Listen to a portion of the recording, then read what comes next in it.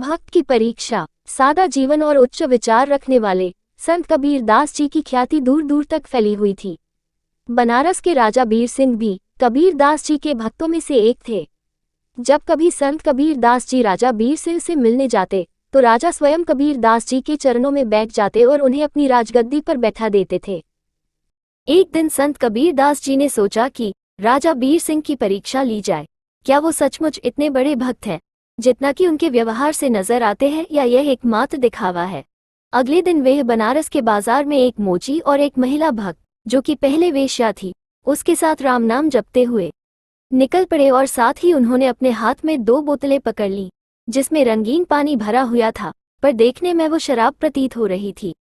संत कबीर दास जी को ऐसा करने पर उनकी निंदा करने वालों को उन पर उंगली उठाने का मौका मिल गया और शहर भर में उनका विरोध होने लगा। शराब की बोतलें हाथ में लिए और इस तरह शहर में घूमने की खबर अब राजा तक भी पहुंच गई। कुछ समय बाद संत कबीर दास जी और उनके 2 साथी अपनी योजना के अनुसार राज दरबार पहुंच गए।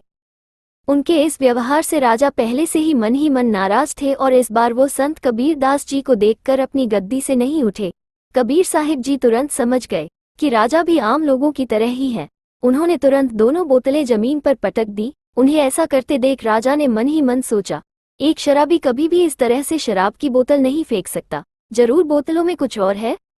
राजा तुरंत उठा और संत कबीर दास जी के साथ आए मोची को एक किनारे करके उससे पूछता है, ये सब क्या है? मोची बोला, अरे महाराज, आपको नहीं पता, जगन्नाथ मंदिर में आग लगी हुई है और संत कबीर दास जी इन बोतलों के पानी से वो आग बुझा रहे हैं। राजा ने इस घटना का दिन और समय नोट कर लिया और बाद में इस बात की सच्चाई का पता लगाने के लिए एक दूत जगन्नाथ मंदिर भेजा। मंदिर के आसपास रहने वाले लोगों ने इस बात की पुष्टि की। उसी दिन और समय में मंदिर में आग लगी थी और जिसे बुझा दिया गया था। जब राजा को इस सच्चाई का पता चला तो उन्हें अपने व्यवहार पर पछतावा हुआ और संत कबीर दास जी के प्रति उनका विश्वास और भी दृढ़ हो गया। क्या हमें भी अपने गुरु पर पूर्ण विश्वास है? हमें तो थोड़ा सा दुख या तकलीफ आ जाए तो हम घबरा जाते हैं। अगर हम अपने गुरु पर पूर्ण विश्वास नहीं बना सकते तो हमें गुरु धारण करना ही नहीं चाहिए था। जो अपने गुरु को एक आम आदमी समझते हैं वो एक बहुत बड़ी गलत फहमी के शिकार हैं, क्योंकि वही लोग ही अपने गुरु पर दृढ़ विश्वास नहीं कर पाते। वो गुरु को एक आम इंसान ही समझते हैं।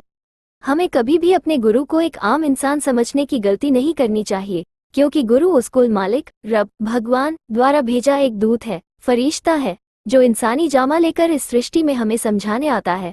अगर हम उसको अपने जैसा समझ बैठे तो हम उसे कुल मालिक का दर्जा कभी नहीं दे सकते और न ही उनसे शिक्षा प्राप्त कर सकते हैं। इसलिए हमें अपने गुरु पर पूर्ण विश्वास रखते हुए जो उन्होंने हमें युक्ति समझाई है, उस युक्ति द्वारा हमें भजन सुमिरन पक्का करना चाहिए। जब हम अपना भजन सिमरन पक्का कर लेंगे तभी तो हमें वो मंजिल मिलेगी।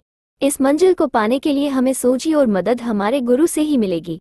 हमारे गुरु ने हमें रास्ता दिखाकर हमें उस मंजिल तक पहुंचाया है। इसलिए हमें गुरु का सदा शुक्रिया अदा करना चाहिए जिस गुरु ने हमें वो शिक्षा दी है। ये शिक्षा हमें दूसरा और कोई भी नहीं दे सकता है। वो हमें ये समझाते हैं कि हमें किस प्रकार इस संसार को छोड़कर भजन सिमरन द्वारा उस कुल मालिक के साथ जा मिलना है।